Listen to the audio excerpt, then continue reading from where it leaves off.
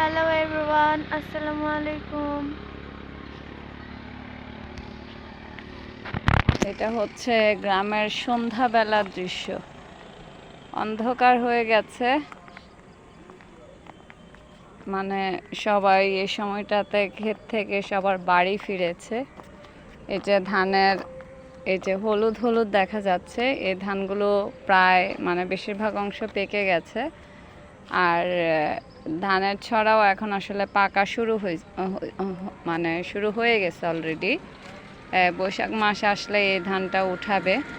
এই যে সবুজে শ্যামলা ঘেরা আমরা গ্রামের যে প্রকৃতি দেখি, এটা সেই সবুজে শ্যামলে ঘেরা আমাদের সেই গ্রামে এখনও কৃষি আছে, কৃষক আছে, সেই গ্রামে গাছ আছে সবুজে শ্যামলা। এই রাস্তাটা আরও অনেক সুন্দর ছিল, দুপাশে গাছ ছিল। এই যে গাছগুলো কেটে ফেলা হয়েছে একেবারেই। এরকম আসলে প্রচুর আছে।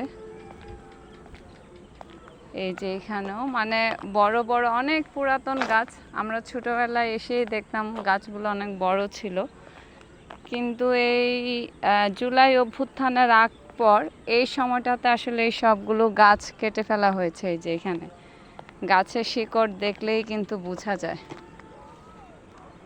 কত বড়। এখানে আসলে বলার কেউ নাই, এলাকার প্রভাবশালী যারা, তারা এই কাজগুলো করে।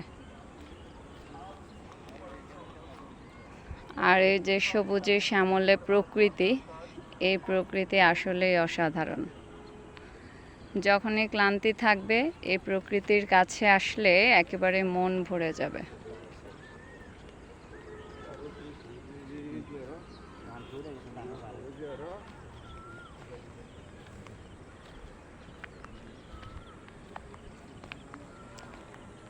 এই গ্রামে থাকার সুবিধে হচ্ছে, আপনার যখন একটু ভালো লাগবে না, ঘুরে আসতে চাইবেন, তখন কিন্তু চাইলেই এই গ্রামের পথ ধরে হাঁটা। এই এখন তো আর আসলে গ্রামে খুব বেশি মেঠো পথ নাই, সবই পিচ ঢালা পথ হয়ে গেছে। তো এই পিচ ঢালা পথ ধরে প্রকৃতির সাথে আপনি হাঁটতে পারবেন। সেই সাথে এই যে সবুজে শ্যামলে ঘেরা এই যে আমাদের খাল, এই খালটা এখন আসলে শুকিয়ে গেছে। খাল অনেক দূর গিয়েছে। একদিন এই খালে পাড় ধরে হেঁটে হেঁটে একটা কন্টেন্ট তৈরি করব। আর এই যে এটা আসলে জমি ছিল সম্ভবত, এটাকে ভরাট কাটা হয়েছে। এখানে যতটুকু আসলে চোখ যাচ্ছে, এখন পুরো ধানের মরশুম। বৈশাখ আসলে এই ধানগুলো তোলা হবে। এখানে আসলে নামাটা একটু কষ্টকর আমার জন্য, আমার পায়ের সমস্যা, যার কারণে আমি এখানে নামতে পারিনি। যে এই গাছের গুঁড়িগুলোই তখন দেখাচ্ছিলাম। কোথায়? ওটা তো অনেক দূর। ধান কেটে ফেলেছে মনে হয়, যে ধান পাকা শুরু হয়েছে। আর কিছুদিনের মধ্যে আসলে ধান কাটার উৎসব শুরু হবে এখানে।